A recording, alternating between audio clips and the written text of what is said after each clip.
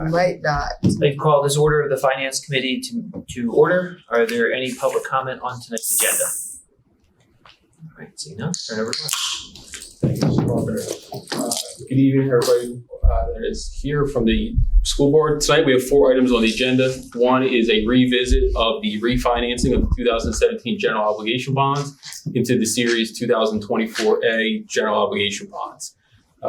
If the committee recalls, we had our Moody's rating call this past Wednesday in which the Moody's rating agency continued to rate our school district a AAA credit rating.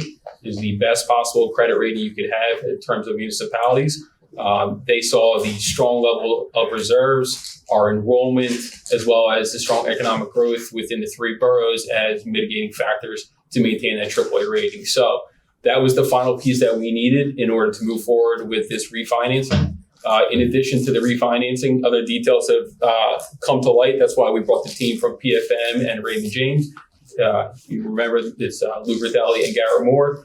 The initial estimated savings was around $670,000, and that was prior to the most recent rate cut by the Fed. However, since then, the estimated savings is now a little south of $1 million. $993,803, and that is net of all professional services and costs. So that is actual true dollars that the district would realize by this refinancing. I know that there has been discussions from prior meetings about, should we wait? Should we look to better time the market? And in sense of, is there a crystal ball we can look at to better time it? No. Obviously, there are things that happen in the market that are out of our control. We really can't time, and that's why at this meeting I just wanted to have this discussion to reaffirm my position as well as the team from PFM and Raymond James that $1 million in savings is something that we really need to realize and recognize and move forward with this refinancing. The refinance would happen next Wednesday, which works out well because here we are almost a little bit more than a week from it. So again, this is just to revisit that topic. If anybody has any questions for myself or the team, Garrett and Lou, obviously, open for discussion on this. But as it stands right now, we would like to continue with the refinancing and move to settlement and lock in those rates for next Wednesday. And so last meeting, we were anticipating 25-point rate cut, and it ended up being 50. So the market adjusted, so that saved us the extra $300,000 or so. So we're assuming that another 25-ish point rate cut is baked into anything. So it'd have to be another above to have missed savings, would you say? The interest rate loss, a potential where you compare what the rates are now, you're correct, right? They expected 25 bips, they did 50. Rates then settled, and when we did our pricing, the expectation is that they already baked into the market another 25 bips. And I'll let Garrett or Lou, if either of you gentlemen want to speak to the market rates and where we are and Sure. the correlation there.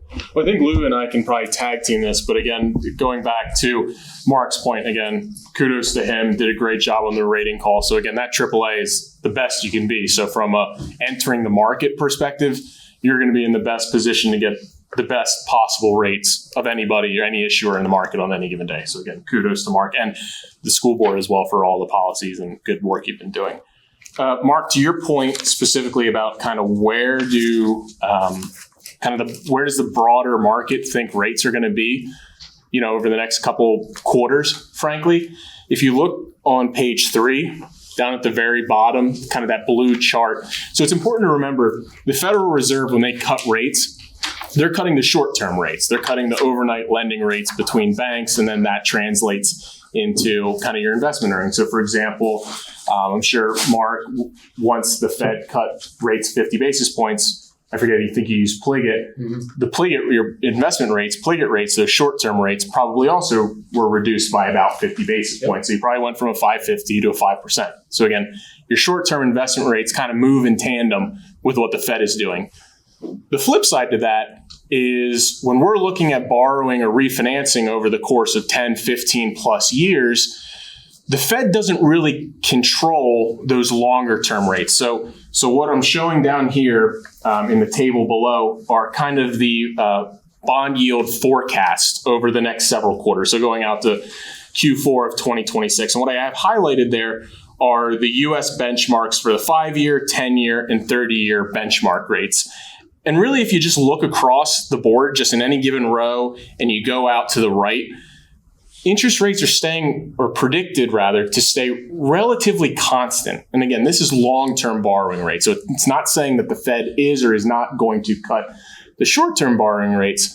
But again, looking over the, I'll say, foreseeable future, the long-term borrowing rates are projected to stay relatively constant. Again, barring things that might be happening over in the Middle East or Israel at the moment, those kind of more global economic factors are what tend to move the long-term borrowing rates. So from our perspective, we've moved a little bit closer to pricing. We now have a targeted pricing date of October 16th, Wednesday. We've affirmed the district's ratings. We're much closer to the time in which we're ready to price the bond. So we were able, as a financing team, with a lot of help from Raymond James, fine-tune the interest rates that we have baked into this financing. So it's adding those extra levels of certainty coupled with the market cooperating with us that really has allowed us to tighten the screws as far as what we think the actual savings are going to be. And to Mark's point, that's why the savings largely went from round numbers 600,000 to just shy of $1 million. And then further to Mark's point, we have worked with him as far as how we want to structure the savings. So that's why you'll see, and I'm on page 5. In column 4, we're really now structuring the savings so that you're taking, a few $100,000, $170,000, $175,000 in fiscal year 25. We're then structuring about $600,000 of savings in 2026. And then we're going to structure the balance of the savings, whatever that might be. Right now, we're showing $223,000. Might be a little bit more, might be a little bit less when we actually price it. But the balance of those savings, the plan is to realize them in 2027. That way, you're realizing the benefit of this refinancing over the next couple years. With the focus being on next year as we move into budget season now, looking at what any tax implications might be. So we wanted to make sure we maximize any or as much allowable savings as we could for next year. We can't take, sorry. Okay. No, we can't take the 170 next year. I made a mistake, sorry. No, just because the way that, if you think about it as like a amortization schedule, it's the way the debt is reissued or re-amortized. Yeah. That's like the most allowable we can put in year 1 and 2. And then obviously year 3 being 2027 is the balance. Yeah. Theoretically, it's October now. If we wait a month, then we're post-election, which is probably going to be volatile one direction or the other. So we're comfortable that these rates are good.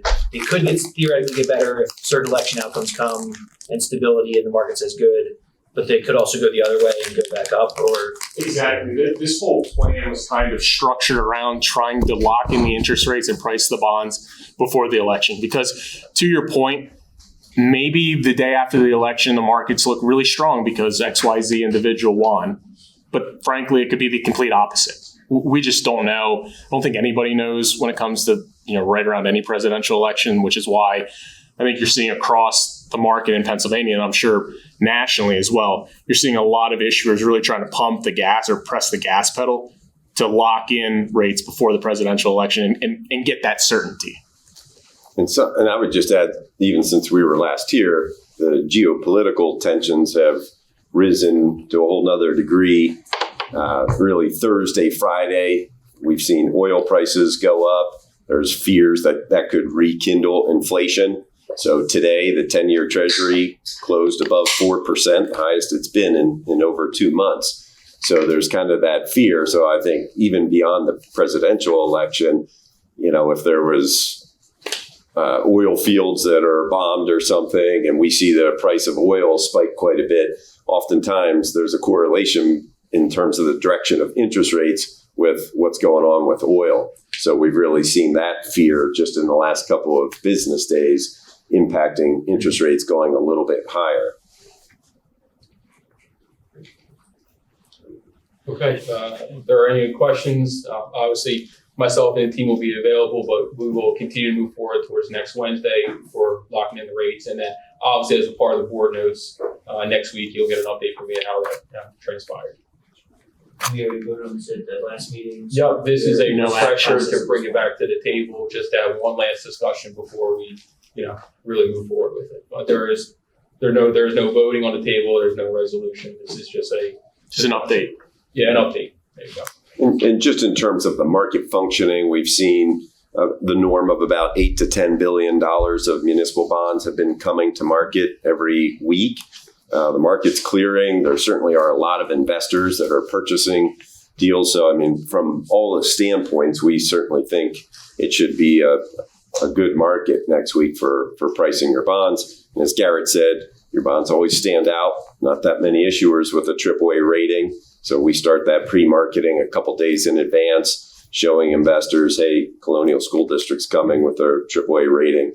So we should hopefully have good results to report Wednesday afternoon. Yeah, knock on wood. Thank you. Yes, ma'am. You're welcome. Thank you all. Thank you, guys. Thank you. Okay, moving on to the next few items. Agenda item B is just open for discussion as well as more informative. The local Chevy dealership, Bergey's, would like to make a donation to the Colonial School District, specifically. My heart jumped on that one. Specifically for the Colonial Middle School athletics program, they would like to donate $1,000. It is to be used at the discretion of Athletic Director Christopher Lashley. We like to partner with multiple companies in the area, and they actually approached us about this. This is a no strings. There is no commitment. There's no advertising. You will not see Bergey signs all over the district.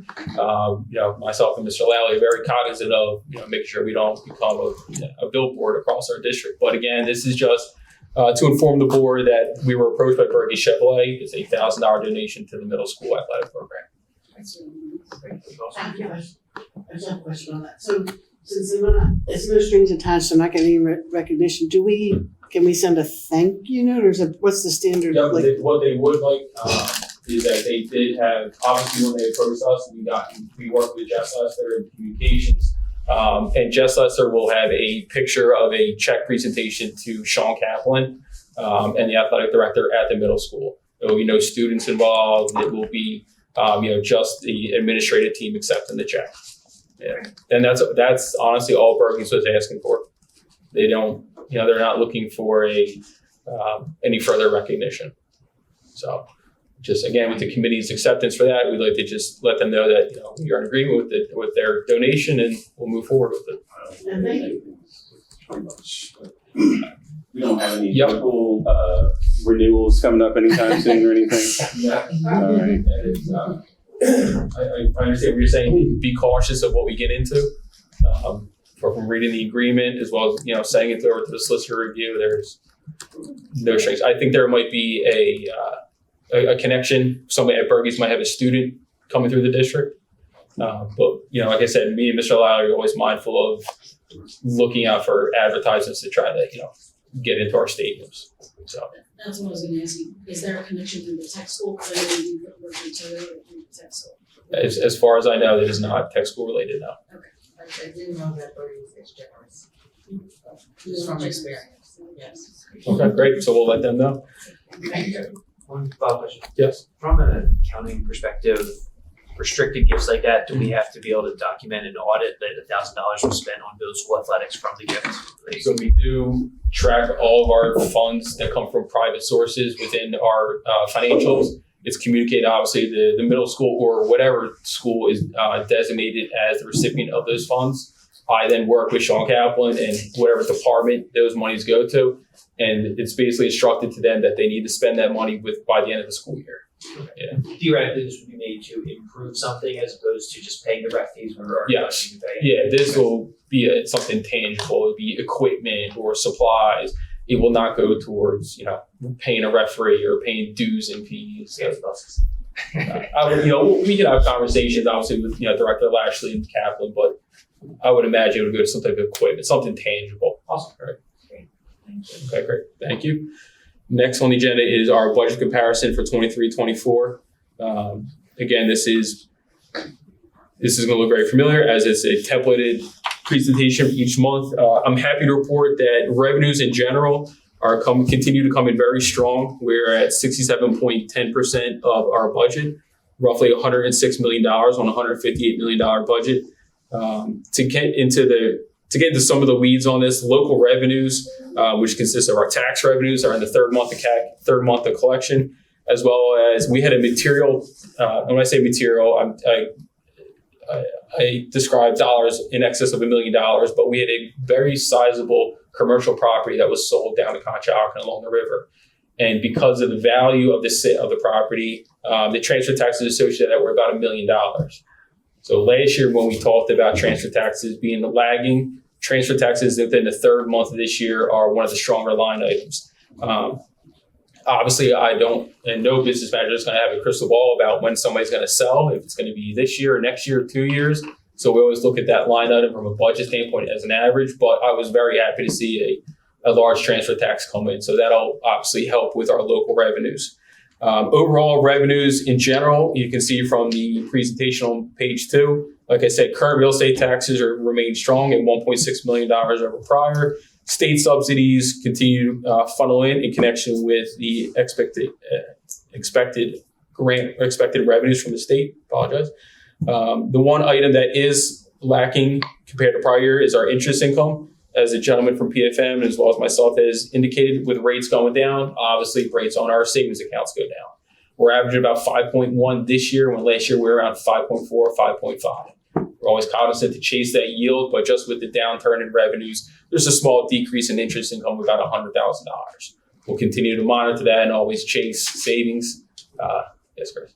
Just on the flip side of that, we're getting $193,000 because of for the same reason. Right. So there's that that direct relation where we're losing interest income power, but we're savings on interest expense as rates go down. So Is all the excess, like, we're pretty cash heavy up front. Is all that sitting in interest bearing cash? Do we have other holdings? Okay. Yeah, all that's in either. It's spread across 4 of our depositories: First Trust Bank, which is our local bank that we partner with, Pisloff, Pliget, and Wilmington Savings Federal.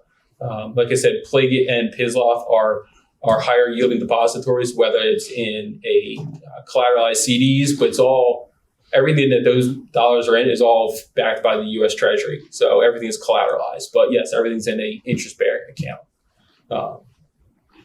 Federal revenues, as we moved towards the end of September, in connection with closing out all of our grants, you can see that grant revenue is substantially higher, $1.6 million in the current year compared to prior year's $598,000. Again, we closed out our ESSER's ARP final COVID grant. So that was, revenue that we recognized in connection with some of our expenditures. And again, overall revenues remained very strong. On the flip side, expenditures, obviously the most material line item is going to be our wages and our benefits. Our wages consisted of the first 6 payrolls of the year in accordance with the bargaining contracts, and benefits are aligned with the associated wages as well as the increase that was expected in terms of our budget. In terms of the remaining items, objects 300 through 900, you can see that 300 has a increase from over prior year, 1.1 million compared to 869,000. If you recall, during some of our prior meetings, there were settlements entered into for special education purposes, not just attorney fees, but also some of the tuitions and related services. So we have an uptick in that of about $300,000 over prior year. And then the the increase in the $500,000 object is just related to the tuitions associated with those settlements. Other material line items consisted of supplies, again, payments on our Chromebooks, as well as the replacement of the desktops for teachers at the high school and middle school. All things considered, at expenses at 14.36% of budget, tracking very nicely with expectations, as well as prior year's 14.11% expenses. Things appear to be very much in line, like I said, with budget and expectations. The next couple slides where we talk about wages and benefits and other expenses, just basically provide a visualization of that first page. And then our expenses by function, you can see we always want to make sure that our instructional is the heavier side. And as we move more towards this year or move more into the year, the instructional becomes more heavily weighted just because we're spending dollars on our teacher salaries and our professional services. Overall, revenue over expenses is about 78.61% compared to prior year's 79.09%. tracking very favorably in comparison to prior year, as well as budget and expectations. I know that was a lot of numbers. I apologize for rambling there. Any questions? Theoretically, the lower interest rates will potentially lead to more transfers, which would then theoretically increase local revenues again as well. Yeah, if you think of it from a macro standpoint, right, if rates go down, obviously sales of commercial property and residential prices become more attractive. We see more sales, more transfers, more transfer revenues. So yeah, from a very macro standpoint, yeah. And then you mentioned the Chromebooks, the new Chromebook insurance policy. Yep. And what would you say that was a success? Did we get the buy-in we were looking for? Or Yeah, I believe we did. And I can get you additional numbers on it, but just from the sheer volume of participation in that, yeah, I was happy to see the rollout, not just the rollout, but then also the response from the community in terms of enrolling in that program. Schwarztown is on there. Not taking no chances. I do have a question. I've seen and been asked if families want to check and make sure they signed up and paid for it. Mm-hmm. I think with the My School Bucks account, I think how do you if I wanted to check to make sure. Yep. So there are numerous options. They can go onto their My School Bucks account and they can look at past payments. And Okay. it should list, the payments and who was associated with, whether it was the food service account or the might even have PSAT fees, SAT fees. It'll show a whole history of it. If the website's not working or if it becomes too cumbersome, they can contact me directly or they can contact the business office and we can look it up, and get back to them, whether it's a phone call or an email. And my follow-up question. In My School Bucks account, in that app, would parents, even though the deadline has passed, a couple parents were asking, would that bill still be in there for them to pay? Yes, that invoice is Or still the invoice active. is still to pay active? on an optional basis. Okay. That will be made available. That's available throughout the school year. Okay. Does it increase after? It does not increase. so you can wait till it's perfect? What's the total revenue we get on that roughly? Just doing It's not But we, as of right now, we're at a little south of, I want to say, 42,000. I think it was. That's net of what we have to. That's just what we've collected in Chromebook insurance opt-ins. Yeah. So. Is there a way, I don't know exactly how My School Bucks works with different types of accounts that things go into, but is there a way that we could automatically send parents a confirmation email on the insurance things? We can definitely look into that. I believe that every time a payment is made on My School Bucks, a confirmation email is sent to that user's email address. Because when you log into My School Bucks and you have to create an account, it asks for an email address. I can see if there's a confirmation. And I also think you may, I don't get an email, but I may have turned it off. Or it goes the same. I think I turned it off. Because I can see, I get a confirmation number when you make a payment. And then I just, like you said, I go into, if I'm not sure, did I make a payment? And go in and I can see it in the system. And I know So I think you can turn it off. was there an issue the first day or two with it showing up in My School Bucks? If anyone paid cash or check, would that? Everything has been recorded in My School Bucks, whether it was cash, check, or a credit card. There was an issue the first couple of days because the invoices were not feeding into the My School Bucks portal and then pushing to the parents. If a parent paid with cash or check, those funds were held within the business office. We loaded all the invoices into everybody's profile, and then we applied that check and cash against those invoices. So every payment, whether cash, check, money order, was applied. And it was $30, right? It was Yes. it was $30 with Or- $15 being made available to those of the free reduced meal I rosters. figured out how to do it. Got it. One last My School Bucks question. Yep. I know previously we had discussed lab fees and other things. Are those able to be paid by My School Bucks Yes. now? Awesome. I work my office as well.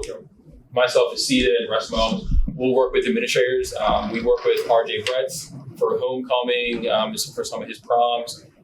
It's communicate to the principals and administrators. If you would like something on My School Bucks, reach out to us. We can work with you to set it up. and then just make sure we educate them on that process. But yeah, it is. Okay. Thank you. And then the final thing is more just administrative, just so I have the blessing of the Finance Committee. There's a committee called the Montgomery County Tax Credit Committee.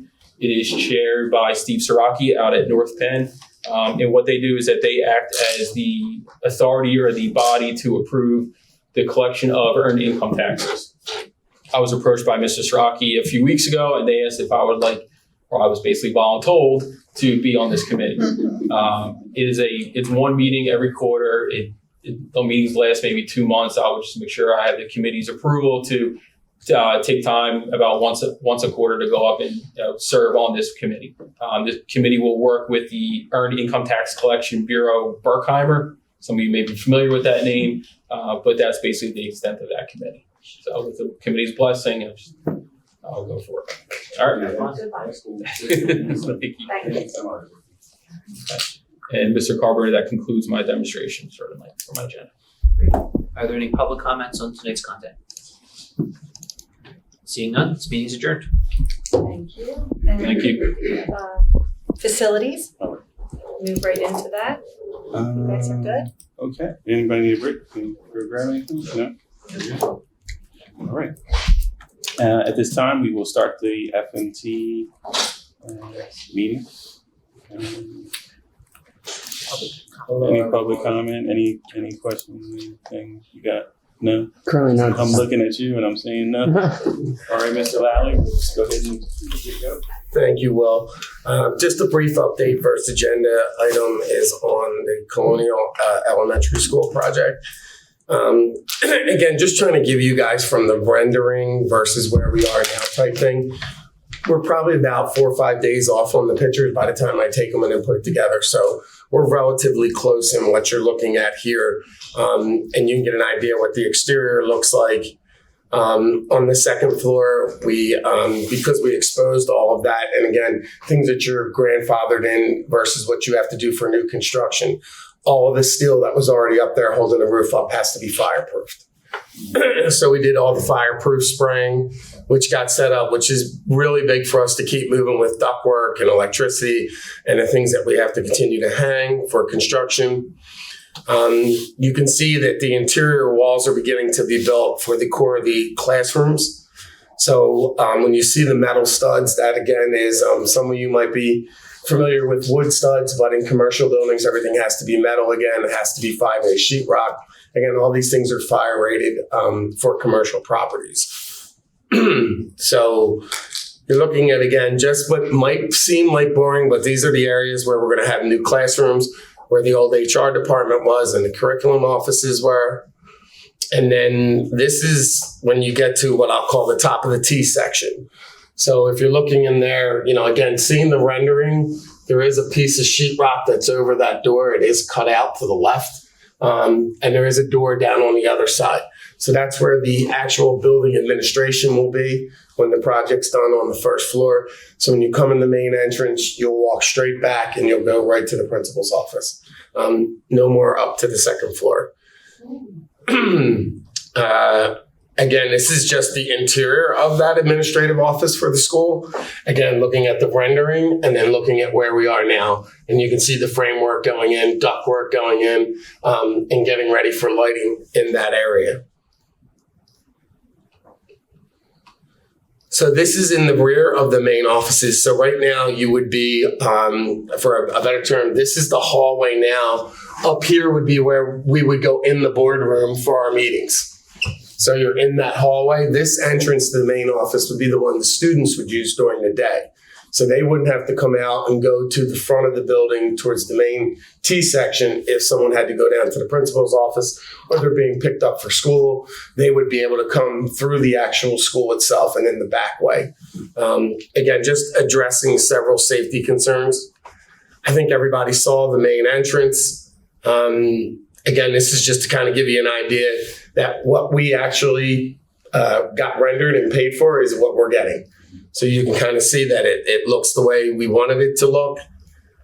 And then again, it's just more views from the main lobby. So here's the district office. So The second floor of the district office, the concrete has been poured and the steps that lead you up there have been poured. So steel's in place, steps are poured. So now what you're going to start seeing on the second floor, now that the fireproof spray is done, is you're going to start seeing framework. Everything's marked out on the floor now, and you're going to start seeing the offices getting broken up and made. So as far as a schedule, you'll see some of the windows that are going in and the brick wall down low. So when you're looking at the brick wall, this is windows all up above. So if you're wondering why that's not filled in, so it's all windows. And then we just put in, these are the new windows that we did install in the gym. Now keep in mind, the gym itself, as part of the project, gets a brand new floor, gets brand new equipment in the gym. The walls will be painted, the lighting will be changed. So the gym will be brand new. And over the Jewish holiday, we did some electrical shutdowns and work so we could get some new electrical panels in and again minimize our downtime for the educational process. So overall, we're in a really good spot. I'm the king of knocking on wood here, plastic, whatever. We're through a lot of the actual demolition. We have to get up on the second floor where the district office is, but that's where the uneasiness always comes, is when we start knocking down walls and wondering what's behind it that we don't know. That wasn't on an as-built drawing. So far, the unforeseen has been very friendly to the budget, and we hope it stays that way. But as of right now, like I said, I'm being I'll say we are on time. Okay? We're in better shape, but I'm not going to say it because I don't want to jinx it. We're on time. Work to do, like with weather, we probably have another 2 months or something. Right. You think that too? So we don't have any more concrete work that we need to do, but we want to box in that, Jeremy, why we're pushing here right now is we want to be able to get the window frames in here and at least get plastic up if the windows don't come in, but as they come in, because the contractors have to supply temporary heat for that area. But the big concern would be when it gets really cold, there's just a dividing wall between the students and the gym. So we're basically racing Mother Nature to block everything up so that when it gets cold, we'll be ready one way or another, but we don't have the windows, we're waiting. We don't. Yeah, we have the frames. But again, even prior to COVID, nobody was really keeping inventory on them products since like 2007, 8, and 9. Everything kind of, inventory, dead inventory, they would call it, just money sitting on the shelves. So everything now is you got to order it.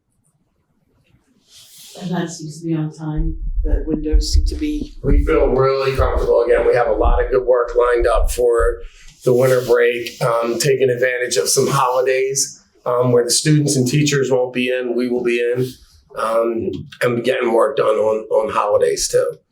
So right now we see HVAC in any project has always been notoriously the thing that you'll order because that has always been manufactured by spec. So when you talk about the HVAC equipment, we have like the gym equipment, we have the chiller. We've already, if Mark was here, he could vouch. We've already actually gotten insurance on it and pictures that the contractor has it in their warehouse. So we're in good shape HVAC wise.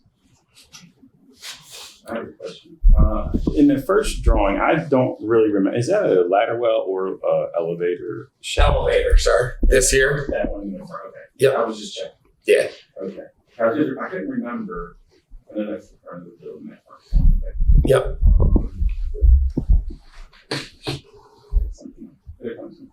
You just keep going. Keep going. Any other questions? Okay.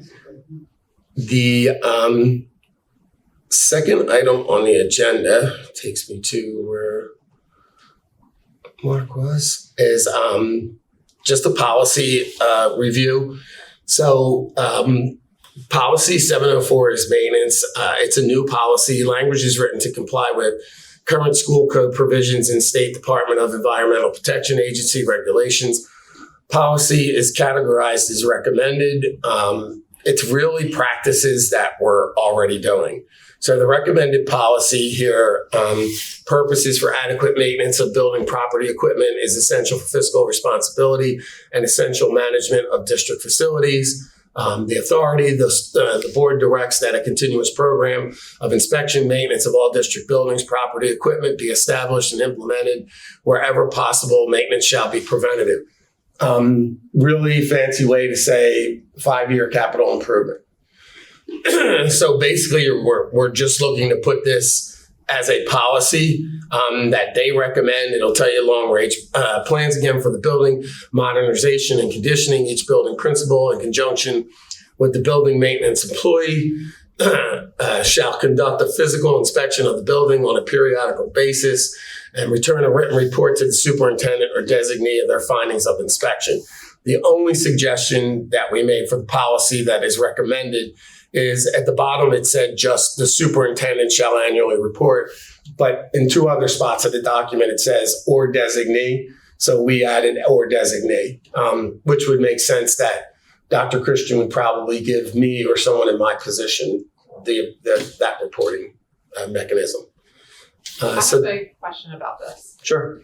As a former principal who dealt with an asbestos crisis and environmental crisis in her building, this similar policy was a board policy where I was a leader. My wondering is where it says each building principal in conjunction with the building maintenance employee shall conduct a physical inspection. When we did our walkthroughs and things along those lines, it's really obvious to say that doorknob is broken or that needs to be replaced there. It's less obvious to say, and I know we don't have like this degree in our buildings, but that's damaged asbestos, or those are tiles that contain whatever.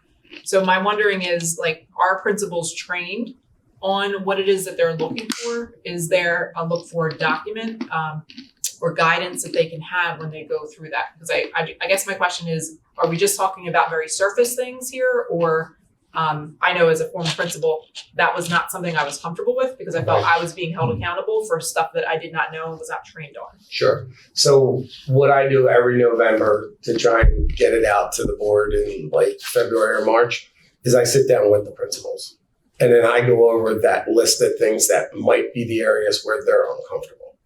So I do the walkthrough with the custodial supervisors. So I take the first shift and second shift. Usually 1 or 2 maintenance guys will come and we'll walk the entire building. And quite honestly, this is where some of the principals get a little confused because those things will take priority over wanting to change every blackboard to a whiteboard. So if we identify a structural problem or something, and there's a little frustration sometimes for the principals because they feel, well, I asked for that and I didn't get it. Right. It wasn't that you didn't get it or anyone said no. We allocated X amount of dollars and we had to handle things that were a priority.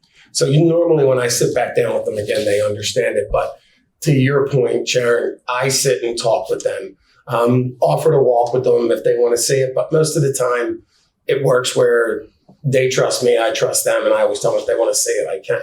And I can tell you, Mark being newer to his position, he's been great at coming out and seeing things himself to get to see it because I think that helps too, that, when I'm coming, I always seem to be one of the people that's coming to spend the money. Right? So come on out and take a look, right? I have no problem with that. I want them to say it. Yeah. I think middle school, high school, it's less of an issue, but some of our elementary schools are more aged. And I just wonder if places that are eager to feel comfortable with what they're looking at and know what they're looking for. 100%.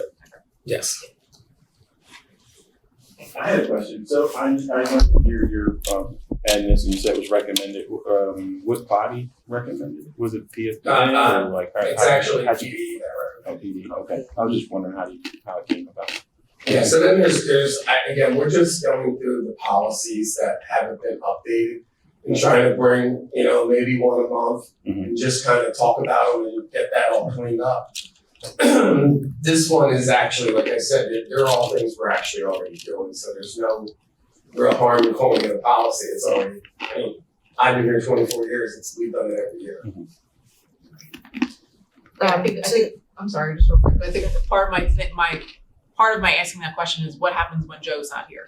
What happens when people who might not be as have as much institutional knowledge or building knowledge and things like that. So like there's a firm policy, training, like all of that in place. Yes, and so to your point, which is a really good question, throughout the year, I get more people involved. So it's not something that happens on a one-day walkthrough. Right. So we keep a file throughout the year. So let's just say Jeremy calls me to his school and he said, hey, I'm just looking up here and I'm concerned about something. I may bring in an engineer or somebody to take a look at it. We might evaluate it and they might say, hey, that's just a surface crack. It's nothing structural. You can do this, and we repair it.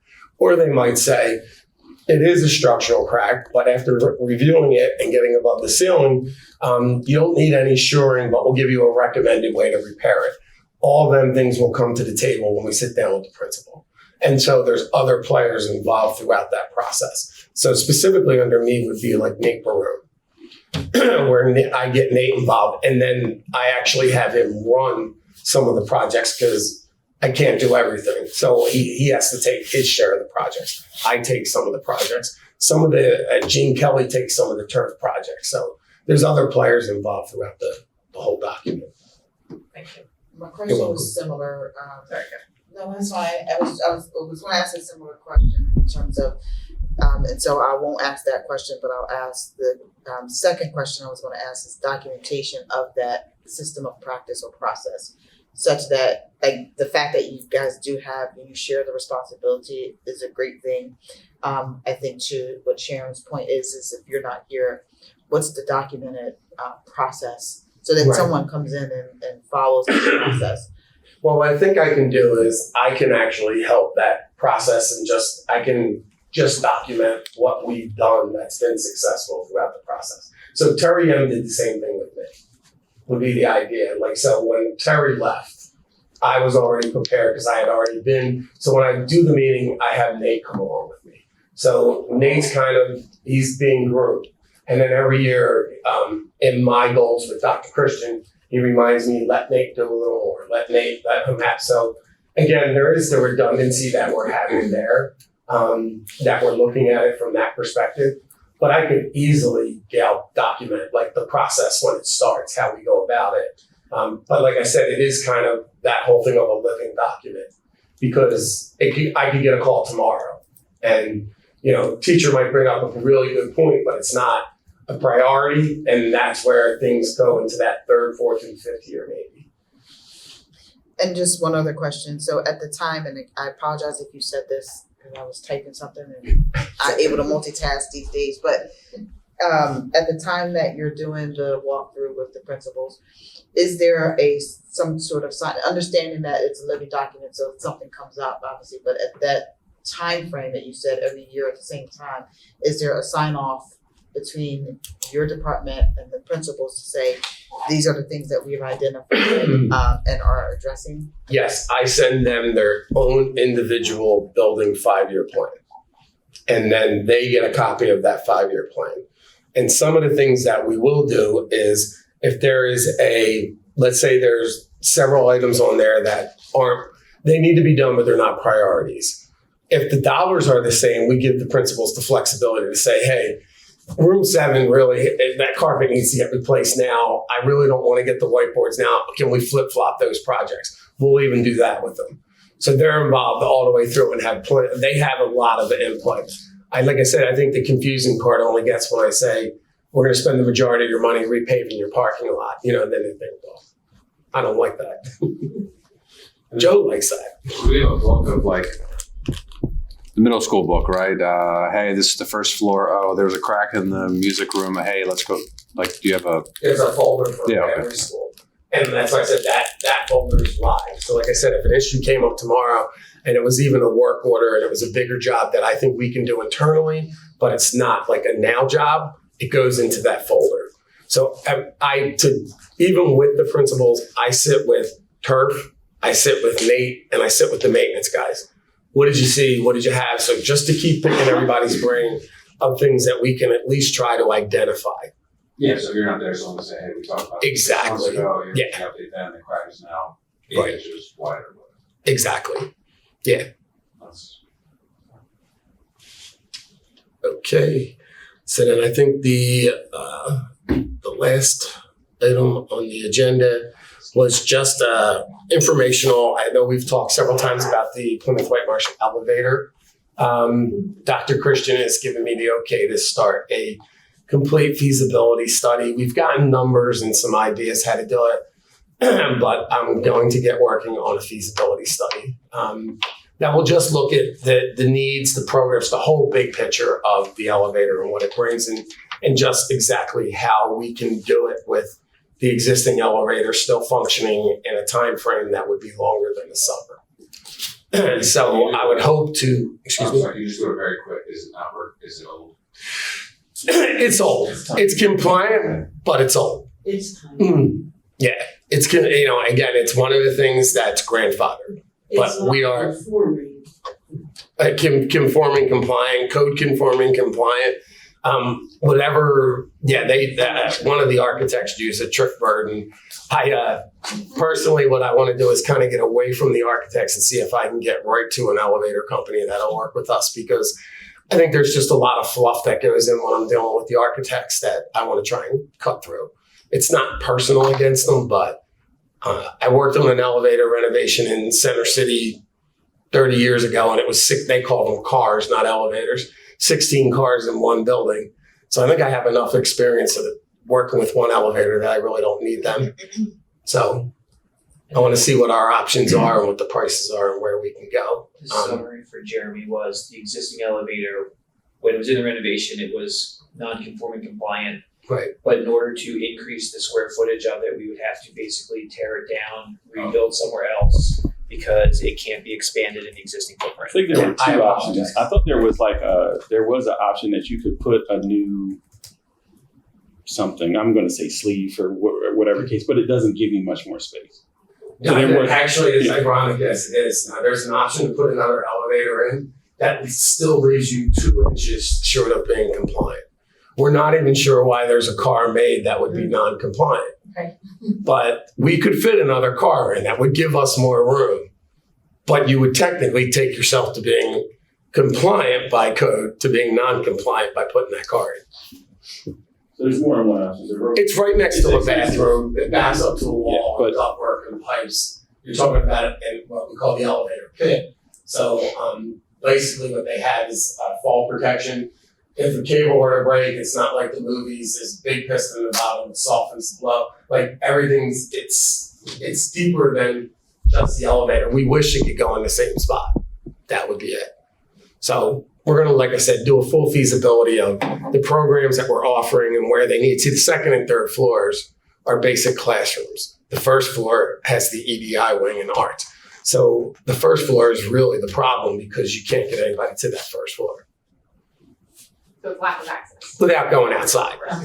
Yeah, and I'll be curious if there's like new fancy lifts or like non. Anything that goes 2 floors, they call a lift, although it looks just like an elevator. And it gets inspected just like an elevator. Plymouth Elementary has one, but it's a lift. I can't figure that one out, Jeremy. But that's what they do. So anything less than 3 floors, they'll call a lift. So 2 floors will be a lift. Once you add the 3rd floor, it's an elevator. But the inspection and what we go through with the state is identical. Doesn't the EDI group do a design project every year? Yeah. Wouldn't they love to make a new elevator? Good for us. I don't know. Maybe there's a Doogie Howser in there that'll design the elevator for us. I don't know. But if there's no more questions, that's the last item on the agenda. Any more questions? No? Thank you.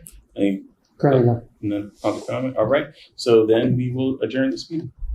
Thank you, everyone. Thank Do you want to you. ride here? And we'll move, are you guys good to move right into HR? Yep. All right. I'm going to move my seat. When they build it, can they call it the Epstein elevator? When they build it, can they call it the Epstein elevator? I'm fighting for this for 8 years. I can do whatever you want me to do. Yeah, sure. I won't say what. All righty, good evening, and we continue. So we will call the HR committee meeting to order on October 7th. Are there any public comments on the agenda? currently none at this time. All right, I'll turn it over to Michelle. Thank you. Good evening. This evening, you might recall that at last month's meeting in September, we talked about new regulations for Title IX changes that went into effect by law on August 1, and that we are required to have new policies that are discrimination and harassment separately for students and for staff, that would reflect practices that would be put in place in accordance with the new regulations. And Dr. Christian had mentioned at the September meeting that what we were really already implementing a tiered system that had multi-investigators and decision makers, and ultimately a process that was already in place that is reflective of what's being recommended at this time. You'll notice that that is what's similar in this policy as opposed to the old ones. The old ones will stay in effect, but have a sunset date of July 30th or 31st, excuse me, and the new ones and new effective date as of August 1. So the first policy, Policy 103, is that Title IX, a policy that affects students. We will have a first reading on our October 17th board meeting and a second reading and possible adoption then subsequently on the November 21st meeting. This is a new policy, title and language, required by PSBA's recommendation, and the policy is categorized, as mandated. Question about that policy regarding students? Similarly, Policy 104 is also a policy that will go into effect as of August 1, reflective of the new mandates. This too is a new policy, title, language, and is PSBA recommendation. This policy is considered mandated. Something that you'll see on these two new policies is that both Karen Burke on the student side and myself on the staff side are considered officers of Title IX, where Dr. Melissa Figueroa Douglas is still the Title IX officer herself. So what will happen is concerns, reports, or possible complaints of harassment will go through Dr. Figueroa Douglas, depending on whether it's student side, staff side, or a combination, is how she will determine who will get involved in the actual investigation, whether it's myself or Karen Burke or both of us, if it involves student and staff. Okay. Questions about that policy? Newly presented to you this evening is a tobacco policy, tobacco, nicotine, and related delivery products. You may recall that we do already have one on the student side. This is similar to that particular policy. It is mandated, once again, by PSBA. We have broken down into the categories, same as we do on the student side. Those that describe exactly what paraphernalia falls under this group. Tobacco including cigarettes, cigars, cigarillo, little cigars, pipe, other smoking products, including chewing tobacco, snuff, dip, or dissolved tobacco pieces are prohibited from being used and or carried on the district's property by staff. Questions about this particular policy? This one as well will appear on the October 17th public board agenda as a first reading, available for any recommended changes or considerations that might take place between that and final adoption, hopefully on the November 21st public board meeting. Nicotine cessation products are not included. I'm sorry, say that again, Will. So smoking cessation, so like chewing gum, patches, Correct. things like that, they're good. It's still nicotine, but it's permitted. Okay. So it looks like they did away with the 50 feet from school buildings. Right. Yes. Interesting. Yeah, is it necessary to put something like, which, there's a sentence in here, like on any property buses stands at any time, or is it just the way it's phrased implies that it's at all times, right? Because it doesn't matter whether it's a school day or not. Correct. Okay. We're smoke-free work environment. Smoke-free campus, I should say. Other questions about that policy? Sorry, one more. So you, who, so this doesn't apply to like game sports and stuff, or does it? And if it does, then who? Right, but who monitors? Because I see people smoking all the time, and you say, "Hey, you can't smoke." And You mean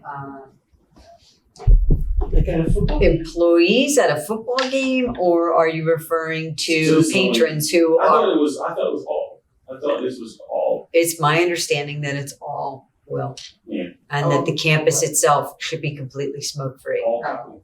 All people, Yeah, you're saying all all people people, or not all just- areas? So walking your dog, I mean, Victory Fields, all smoking cigarettes I should thought be it was- outlawed. Yeah, I thought it was- like anyone who visits camp.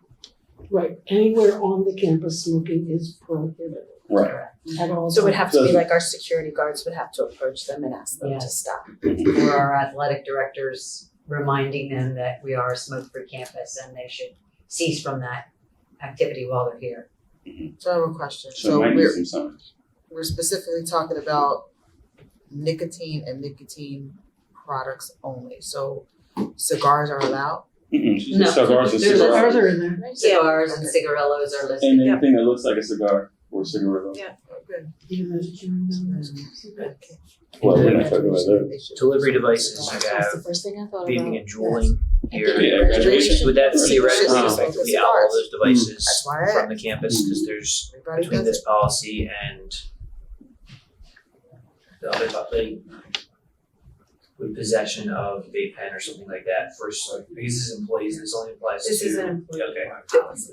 Gotcha. This is an employee policy. We do already have one in place for our students. Gotcha. So theoretically, there's between the two policies, there's no acceptable use for it. Correct. Correct. Thank you. My next item is informational for you. I wanted to make you aware that there is a conference that's going to take place on November 21 through 23 at the Lowe's Hotel in Philadelphia, sponsored by the Center for Black Educators Development. And it is titled Black Men in Education Convening, and it is about rebuilding the Black teacher pipeline. We will have several staff members in attendance. Dr. Melissa Figueroa Douglas, I will be in attendance. Assistant Principal Christopher Lashley, teachers Cortland Jackson, Christopher Jackson, and Floyd Miller. So we are excited to be in attendance and to hear exciting things that they have. It's my understanding that there's over 1,000 attendees that will be there. And this is something that we will be happy to bring some information back to the board. I know some parents that are very interested. Where's this? Are we recruiting at this event? We're always recruiting, Gail. Yes, of course. Right. Absolutely. Is it always in Philly? I'm sorry. I'm not sure this is the first that I've heard of it. And so, It's usually in Philly. I believe it is because I believe the Center for Black Educator Development is home based in Philadelphia. Is there any cost in the district? There is a cost to the district. It is $450 per attendee for all 3 days. We don't have to include because it's not out of town and it's in a budget item, so it's just Correct. information that we're going. Correct. And then my last informational item that I have for you this evening, to our staff, we are happy to be presenting once again, partnering with Tupelo Wealth Partners, who works in conjunction with Security Benefits, a fall retirement seminar. It is designed to assist our employees who are intending to retire within the next 5 years. This presentation will focus on the understanding of major decisions before retirement and maximizing their pension benefits. And employees will have the opportunity to ask questions that are generally related to retirement and PSERS. And I just wanted to make you aware that that'll be happening on Tuesday, October 29th, 4:30 p.m. here at the Colonial Middle School cafeteria. Good question. Does the pension work like a 401k? I mean, obviously you pay, like the school pays in a bunch, right? But like, can you pick where you like? No, right? So you don't have an option to like, I want to be a little more aggressive, or I want to be, a little less. I think it's pooled with the whole, everybody else. It's defined, the pension part, like the pre-401k is defined benefit, like you made this much, you get this much. Okay. So Okay. you don't have to be aggressive because it's set. Well, there's several different classifications of the retirement will that PSERS has, depending upon what year you began contributions in your employment. So it was a defined contribution plan for those of us like me have been in education for quite some time, but it's now a defined contribution plan. So the benefit structure will change, and that is the variation about, bless you, what type of payout you will have and what it requires by state's requirements to be superannuated and or a penalty consequence that you would face if you go prior to being what they call superannuated or fully invested. Okay. And you're right. The board does make a contribution on behalf of employees, and employees by state requirements are required to pay a certain percentage of their income into the state retirement pre-tax dollars.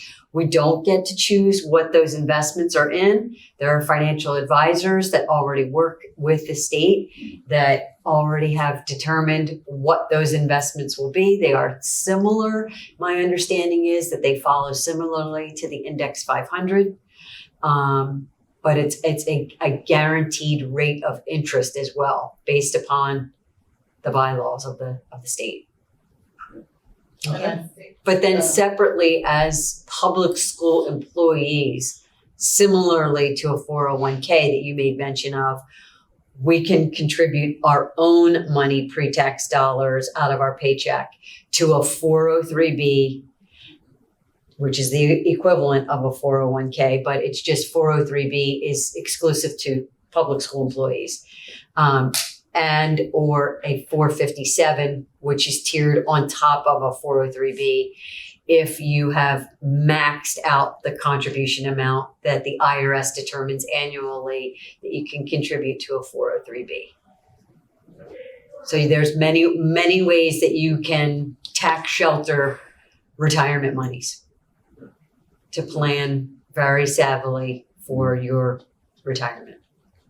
Michelle, this seminar is after school, correct? Yes. So that teachers can attend. Yes. And I know you told us all the different programs you guys do throughout the year, but you offer similar things for young teachers just getting started, so that way they don't get to the end and be like, oh man, I should have been doing this years ago. Yes. Okay. Yes. We discuss that information certainly with them at the onset of their induction, but then ongoingly information is shared with them as well. Yes. And as a matter of fact, next month at the HR committee meeting in November, I've asked Andrea Schmitz, our HR benefits manager, to join us, and she'll be giving a presentation on so many things that we offer to staff ongoingly each school year and when those events will take place. Okay. Thank you. Other questions? There are no other questions, and that concludes our meeting. Thank you. Any public comment? Currently none at this time. All right, thank you. So that adjourns the meeting, 7:09. Thank you. All right.